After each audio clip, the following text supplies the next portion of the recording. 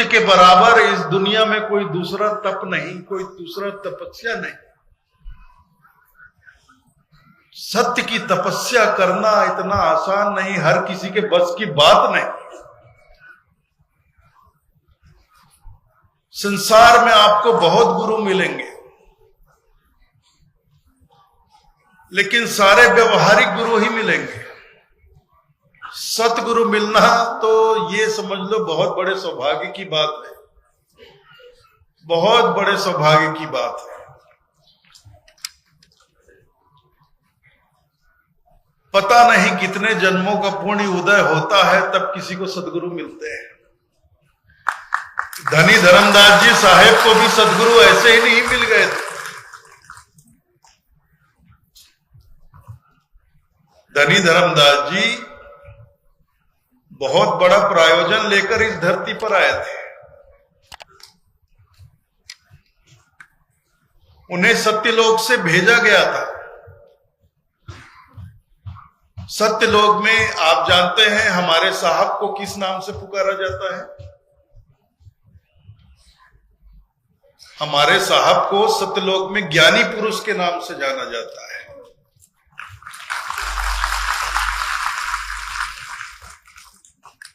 और धनी धर्मदास जी साहेब को सुकृत अंश कहा जाता है, सत्य पुरुष का सुकृत अंश।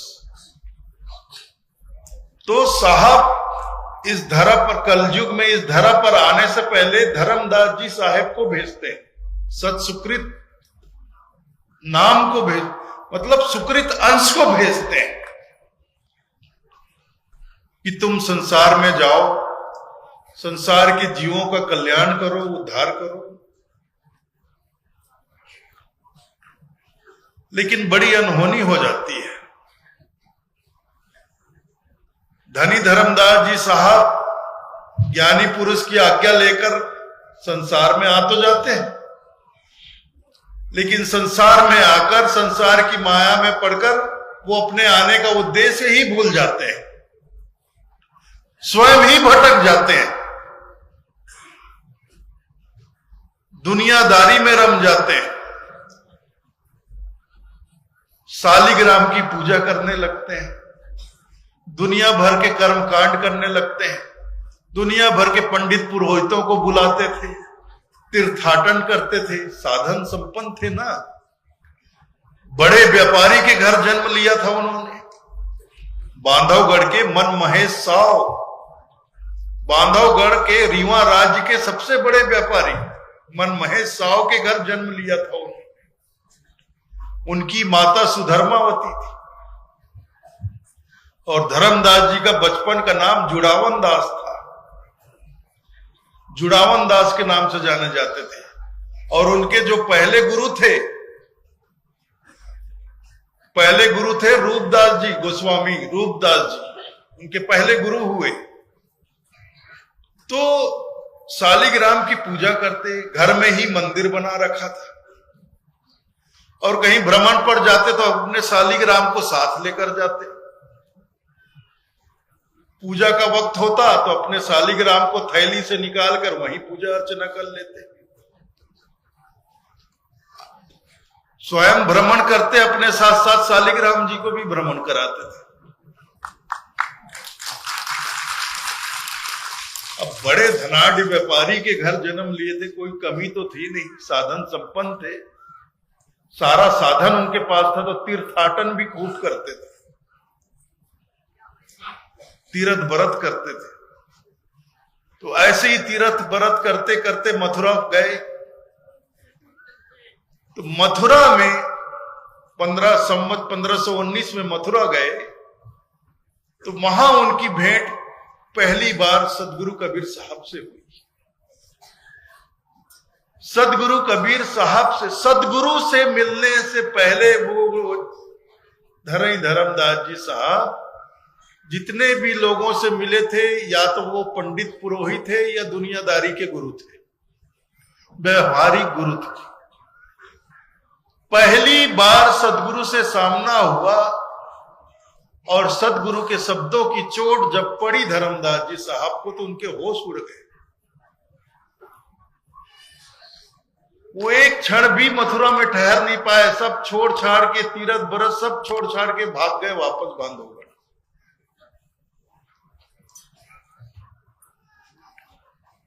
तो सदगुरु के शब्दों की चोट बड़ी गहरी होती है,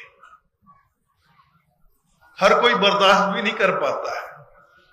कोई सहने वाला ही सह सकता है, कोई समझने वाला ही समझ सकता है।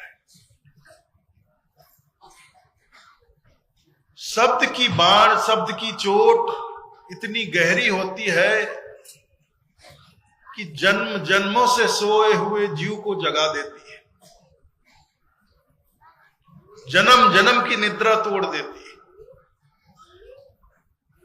और शब्दों की मार ऐसी पड़ती है कि फिर उसका कोई इलाज भी नहीं होता। संसार के वैद्य उसका इलाज भी नहीं कर सकते। कोई कोई मारे तीर से जाके 12 घाव, सदगुरु मारे शब्द से ताका कौन उपाव।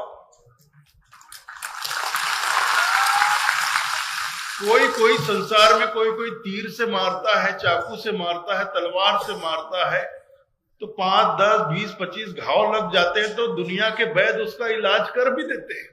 लेकिन सदगुरु मारे शब्द से ताका कौन उपाय। लेकिन सदगुरु तो शब्द से मारते हैं, उसका कौन उपाय, कौन वैद्य फिर उसका इलाज करे। तो सदगुरु के शब्द से जो घाव लगता है उसका इलाज तो सदगुरु ही कर पाते हैं, कोई दूसरा नहीं कर पाता। और एक बार जिसे सदगुरु के शब्दों की बाढ़ लग गई, चोट लग गई, फिर वो आदमी सदगुरु के बिना रह भी नहीं सकता, ये भी आप जान लो।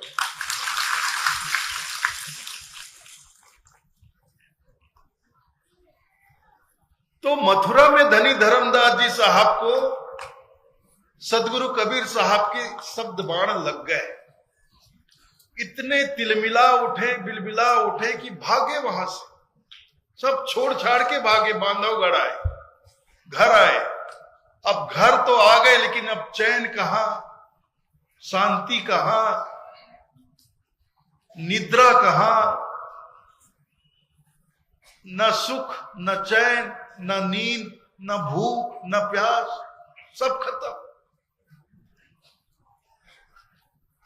ऐसी शब्द बाण उनको पड़ी थी साहब की।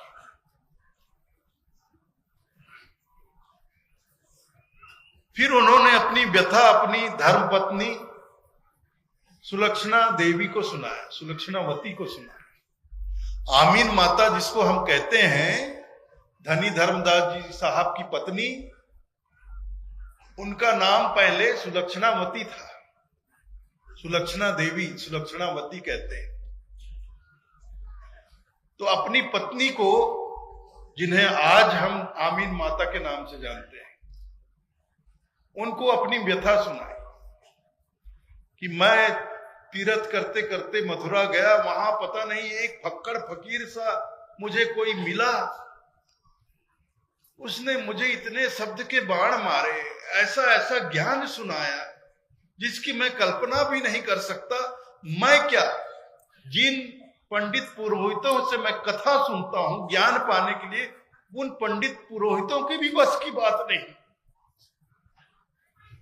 मैंने गुरु बना रखा है गोस्वामी रूपदास जी को, इतने बरस हो गए, मेरी उम्र होने को आई 65, 66, 67 बरस। इतने वर्षों में मेरे गुरु ने ऐसा ज्ञान नहीं सुना। इस तरह की ज्ञान की बातें वो फकीर कर। तो सुलक्षणा देवी, उनकी पत्नी आमीन माता ने कहा, स्वामी कौन थे वो फकीर, क्या नाम था उनका? भाई किसी ने बताया कोई फकीर हैं, संत हैं, फक्कड़ फकीर जैसे हैं, कोई बता रहा था कबीर नाम है उनका, कोई बनारस के रहने वाले फकीर हैं। तो उनकी पत्नी ने कहा, स्वामी फिर सोचना क्या है, ऐसा कोई संत अगर मिला है फिर देर क्यों करना, चलिए चले उनकी शरण में। तो अपनी पत्नी की बात सुनकर, आमीन माता की बात सुनकर तुरंत धनी धर्मदास जी साहब तैयार हो गए और अपनी पत्नी आमीन को लेकर काशी जी के लिए रवाना हो गए। वहां गए, साहब का पता पूछते पूछते साहब की कुटिया तक पहुंचे। वहां साहब के दर्शन हुए, साहब के चरणों में पड़े दोनों। फिर आजीवन धनी धर्मदास जी साहब, तब जुड़ावन नाम था उनका और सुलक्षणावती नाम था उनकी पत्नी का, वो दोनों साहब के चरण में पड़ गए और ऐसे पड़े जैसे कल मैं कह रहा था ना, कहत कबीर सुनो भाई साधु, गुरु के चरण में लिपट रहना। ऐसे लिपटे, सदगुरु के चरण ऐसे पकड़े। फिर संसार छूट गया, कुटुंब परिवार छूट गया, धन संपत्ति छूट गई, व्यापार छूट गया, लेकिन सदगुरु के चरण जीवन में कभी नहीं छूटे।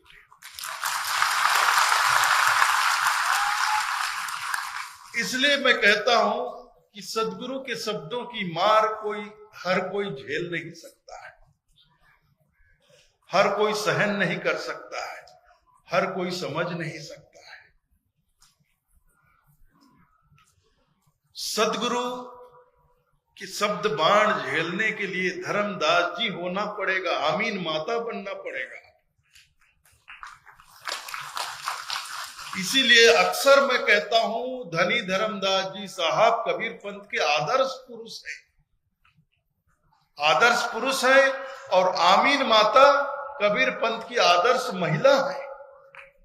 हम कबीर पंथियों के लिए ये दोनों जो हैं, धनी धर्मदास जी साहब और आमीन माता, हमारे आदर्श हैं। ये हमें सिखलाते हैं कि सदगुरु के चरण में कैसे जाएं, किस तरह से जाएं, कैसे समर्पण भाव से जाए, किस भक्ति भाव से जाए, किस प्रेम भाव से जाए, किस सेवा भाव से जाए। ऐसे जाए कि संसार छूट जाए, फिर सदगुरु का चरण न छूटे, ऐसे जाए। इन दोनों से सीखने को मिलता है।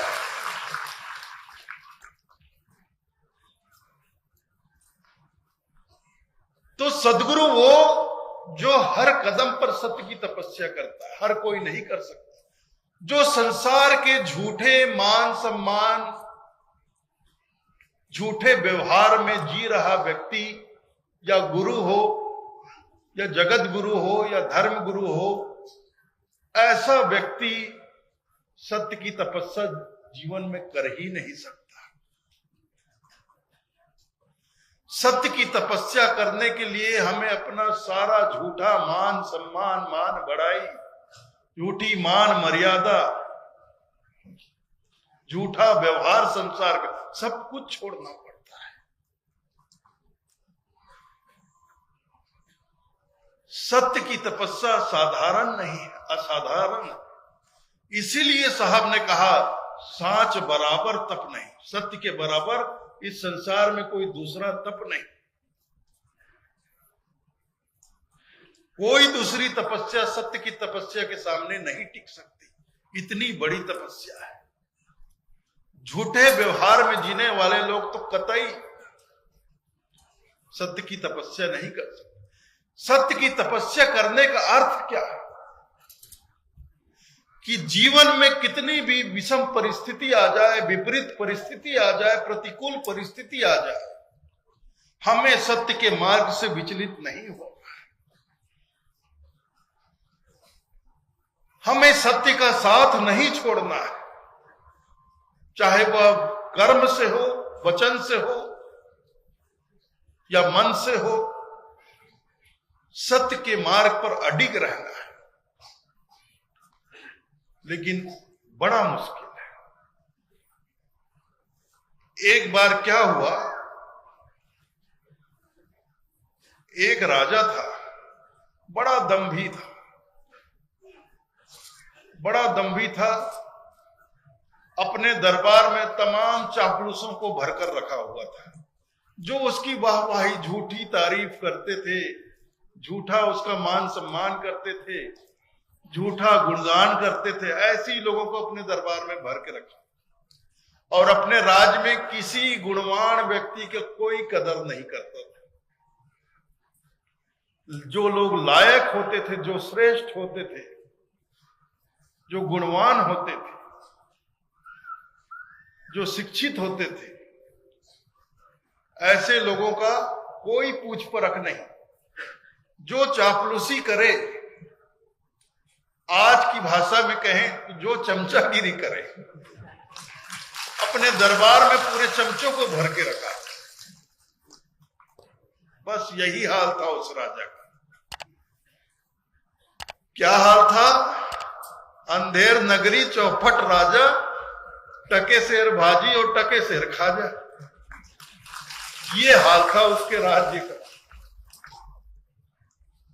एक टके में भाजी मिल रहा है तो एक टके में ही खाजा मिल रहा है। मतलब गधे और घोड़े